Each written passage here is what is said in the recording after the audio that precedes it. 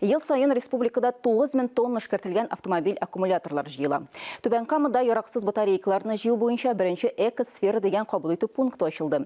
Татарстанда бу беренче һәм икенче дәрәҗә калдыкларны эшкәртә торган бердән-бер майданчык. Әлеге эш экология операторлар белән башкарыла.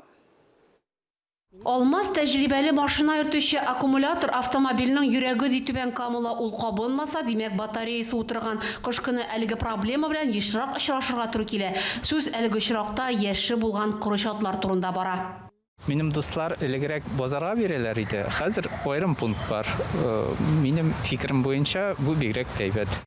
Түбән Камада вакыты чыккан автомобиль аккумуляторларын тапшыру пункты ачылды. Белгечләр әйтүенчә, аларны чүплеккә ташласаң, табигатькә зур зыян килә. Әлеге сорауны Татарстан җитәкчеләре контрольга ала. Үзәк мәйданчыкны ачарга булалар, эшне Түбән Камадан башлыйлар. Поскольку город промышленный, то очевидно, Шәһәрдә сәнәгать предприятиеләре, техника күп, искергән батареяләр күп җыела. Шуңа күрә нәкъ менә Түбән Камада аккумуляторларны җыю пунктын ачарга булдык. Бу яхшы тәҗрибә булачак. Икенчел шималны әрәм итмичә, кабат эшкәртү мөмкинлеге туды.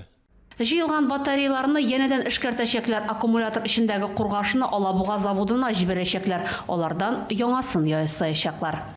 Тәҗрибә күрсәткәнчә, тузган 20 аккумулятордан яңа 19-ны ясарга була икән. Республикада елда 9 тоннадан артык батарея җыела. Аларны икенчел шималга җибәрсәң, экологиягә зыян салу күпкә кимер иде ди белгечләр.